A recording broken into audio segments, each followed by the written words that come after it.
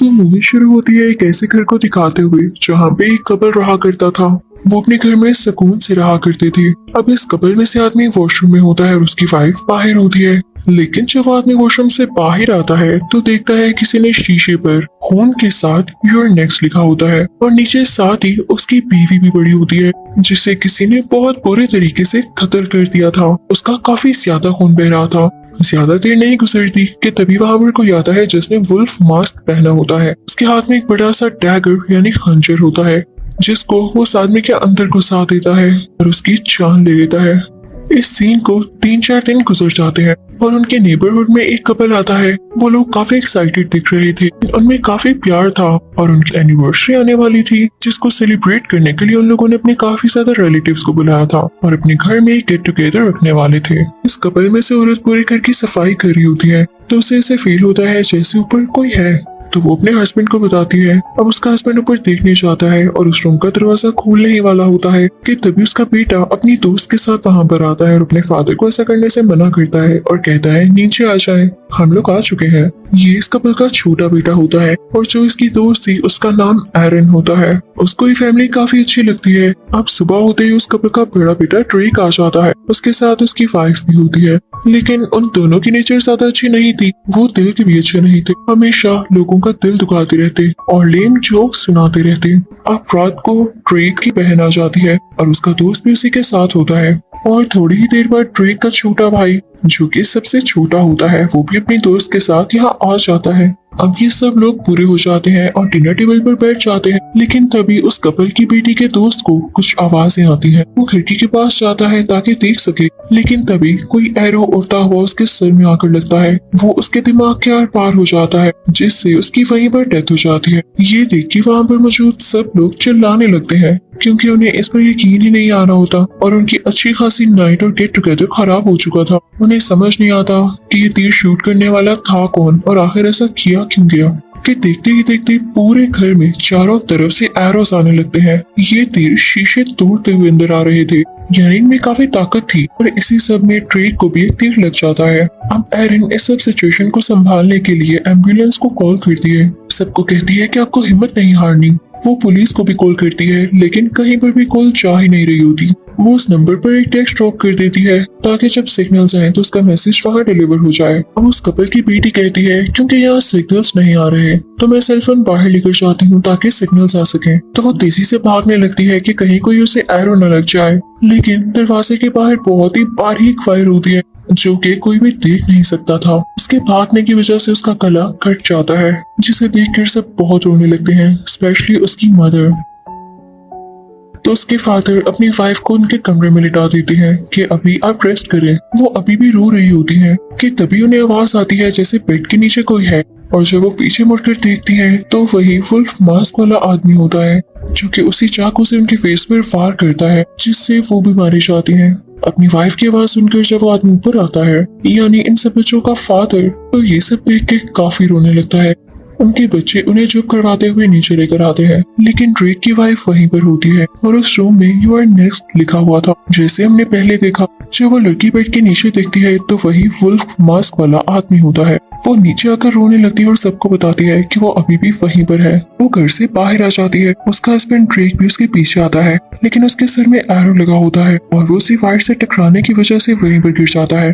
Drake की wife सीधा neighbours के घर की तरफ जाती है और उनका दरवाजा नॉक करने लगती है लेकिन कोई भी दरवाजा नहीं खोलता। उसके पीछे भी वही वुल्फ मास्क पहने आदमी आ जाता है और उसके फेस पर पंच मार के उसे खिड़की से अंदर गिरा देता है। वो लड़की देखती है कि वहाँ सोफे पर कोई आदमी बैठा है तो उससे हेल्प मांगने उसकी तरफ जाती है, लेकिन ये देख के हैरान रह जाती है कि ये तो वही आदमी होता है जो कि मर चुका था और मूवी की स्टार्टिंग में हमने देखा। वो वुल्फ मैन यहाँ भी आ जाता है और उसके साथ बैठकर सॉन्ग सुनने लगता है। दूसरी तरफ एरिन कुछ वेपन इकट्ठे कर रही होती है जैसे कि नाइफ्स और कुछ शार्प चीजें। तभी वो मास्क मैन उनके खिड़की को तोड़ते हुए अंदर आता है उसके बाद वो सीधा एरिन की तरफ बढ़ता है उसे मारने के लिए, लेकिन एरिन क्योंकि काफी वाइज होती है तो वो उसे किक मारती है, जिससे वो नीचे गिर जाता है। तो एरिन 7 बड़े हैमर से उसके सर में बहुत जोर से वार करती है और यहाँ पर वो उस मास्क मैन को मार ही डालती है। वहाँ पर फेलिक्स और उसके दोस्त भी खड़े होते हैं, लेकिन वो इतना डरे होते हैं कि कुछ कर ही नहीं पाते। इतनी ही देर में इनके फादर यानी इस फैमिली के हेड को एक कमरे में कुछ चीजें दिखाई देती हैं, तो उन्हें पता चल जाता है कि ये मास्क मैन इन्हीं के घर में रह रहे थे और इन पर स्पाई कर रहे थे, और इनको ये पता था कि आज हमारा गेट टुगेदर है तो आज मिलकर इनकी जान लेंगे। लेकिन ये सब ऐसा क्यों कर रहे हैं? लेकिन यहाँ पर देखते ही देखते इनके पीछे एक और किलर आता है, यानी वही मास्क मैन, और इनके फादर के गले पर चाकू चलाकर उन्हें बहुत बुरी तरीके से मार डालता है। लेकिन फेलिक्स अपने फादर की जान नहीं बचाता, क्योंकि वो इस किलर के साथ मिला हुआ था और उसकी दोस्त भी, और ये सब इनकी प्लानिंग से हो रहा था। यहाँ हमें पता चलता है कि ये तीनों मास्क मैन आपस में भाई थे। अब एक और मास्क मैन जब किचन में जाता है तो देखता है कि उसका भाई यहाँ पर मरा हुआ पड़ा है। उसे बहुत गुस्सा आता है और वो कहता है कि जिस लड़की ने इसे मारा है मैं उसे जान से मार दूंगा। लेकिन एरिन पहले ही वहाँ पर आकर एक स्क्रू ड्राइवर से उसे जख्मी कर देती है। उसके बाद वो भाग जाता है।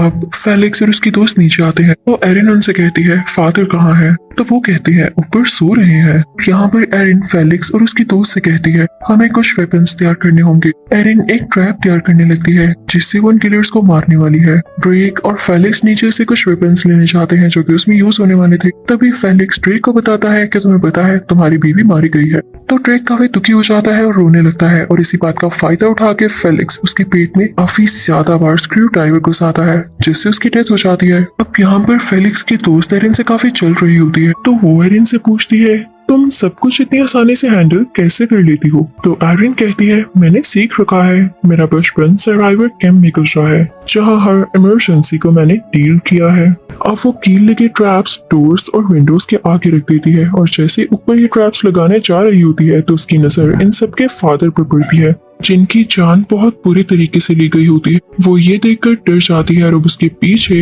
वुल्फ मास्क मैन होता है जो उसे मारने ही वाला होता है। लेकिन एरिन खिड़की से नीचे कूद जाती है और स्टोर रूम में जाके छुप जाती है। उधर जब एक और मास्क मैन अंदर आ रहा होता है तो वो एरिन के बिछाए गए ट्रैप पर पाँव रख देता है, जिससे कील उसके पाँव में चला जाता है और उसका खून आने लगता है। वो एरिन को ही ढूंढ रहा था जो कि अब सबकी नजरों से दूर थी। मास्क मैन के चिल्लाने की आवाज सुनकर वहाँ पर फेलिक्स और उसकी दोस्त भी आ जाती है।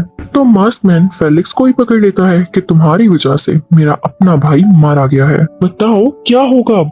तो फेलिक्स कहता है तुम मुझसे ज्यादा पैसे ले लेना, तो वो उसे छोड़ देता है। इनफैक्ट ये सब फेलिक्स का ही प्लान था। इनके पेरेंट्स की बहुत ज्यादा प्रॉपर्टी होती है जिसे ये हासिल करना चाहता था, तो इसी ने इन तीनों किलर्स को हायर किया था कि वो सबका काम तमाम कर दें, इवन इसके बहन भाइयों का भी, क्योंकि वो प्रॉपर्टी का एक हिस्सा भी शेयर नहीं करना चाहता था।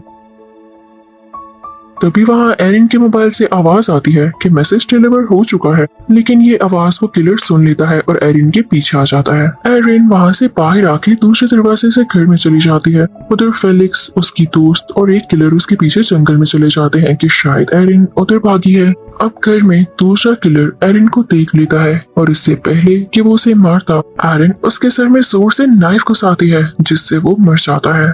अब एरिन दरवाजे पर भी ट्रैप लगाती है, लेकिन किलर खिड़की से अंदर आ जाता है। एरिन भागकर बेसमेंट में जाती है और सारी लाइट्स को तोड़ते हुए एक कैमरे की सेटिंग करती है जिससे बार बार ऑटोमेटिकली पिक्चर्स क्लिक होने लगती हैं और उसका फ्लैश होता है। किलर कंफ्यूज हो जाता है तो एरिन उसे भी स्टेप कर करके मार देती है। इतनी ही देर में वहाँ फेलिक्स और उसकी दोस्त भी आ जाती है। वो एरिन को पकड़ लेते हैं और लड़ने लगते हैं। एरिन भी फेलिक्स की दोस्त के बाल पकड़ के खींचती है। इसी तरह काफी देर तक उनमें लड़ाई होती है और वो लोग एक दूसरे को इसी तरह से मारने लगते हैं। लेकिन इस बीच एरिन को भी नाइफ लग जाती है। एरिन फेलिक्स के सर पर ग्राइंडर बहुत जोर से मारती है जिसकी वजह से उसके सर से बहुत ज्यादा खून आने लगता है और भी ज्यादा खून तब आता है जब एरिन फेलिक्स के ही सर पर वो ग्राइंडर का स्विच ऑन करके चला देती है और फिर एरिन अपनी कमर से नाइफ निकालकर फेलिक्स की दोस्त के सर में स्टैब कर देती है जिससे वो भी यहीं मारी जाती है। अब एरिन सुकून का सांस लेती है ये सोचते हुए कि शायद सारे किलर्स मारे जा चुके हैं, लेकिन अभी कहानी में तो ट्विस्ट आना बाकी था। अब यहाँ एरिन बैठी होती है, तभी फेलिक्स का फोन रिंग होता है जिसे एरिन उठा लेती है। अब कॉल पर वो जिसकी आवाज सुनती है तो सुन के शॉक रह जाती है क्योंकि वो कॉल किसी और की नहीं बल्कि उसी के दोस्त की होती है, यानी फेलिक्स का बड़ा भाई। वो समझता है कि शायद फेलिक्स ने कॉल उठाई है, तो वो उसे बताता है कि बाहर सब क्लियर है। इसी के साथ वो अंदर आ जाता है। एरिन को ये देख के अपनी आंखों पर यकीन नहीं आता कि उसका दोस्त भी इस प्लान में शामिल था। वो तो अपने दोस्त पर यकीन करती थी। उसका दोस्त उससे कहता है, पागल, हमारे पास बहुत सारे पैसे हैं, तुम ये क्यों नहीं सोचती हो, हम अपनी लाइफ बहुत अच्छे से गुजारेंगे। लेकिन अब एरिन उस जैसे इंसान पर यकीन ही नहीं करना चाहती थी जो कि एक मर्डर है। तो एरिन उसके गर्दन में नाइफ से स्टैब कर देती है। इसी वक्त वहाँ पुलिस आती है और एरिन को ऐसा करते देख के समझती है कि एरिन ने ही सबको मारा है। तो वो ऑफिसर उसे शूट कर देता है, जिससे वो भी मरने के करीब हो जाती है। अब पुलिस ऑफिसर अंदर आने लगता है, लेकिन दरवाजे पर तो ट्रैप लगा होता है जो कि एरिन ने ही लगाया था उन किलर्स के लिए। तो अब एरिन उसे इशारा करती है कि अंदर मत आए। वो अपनी तरफ से उसे रोकने की बहुत कोशिश करती है, लेकिन पुलिस ऑफिसर समझता है नहीं और दरवाजा खोल देता है। अब जैसे एरिन ने वो ट्रैप लगाया हुआ था तो एक्स सीधा उसके सिर पर आकर गिरती है और यहीं पर इस मूवी का एंड हो जाता है।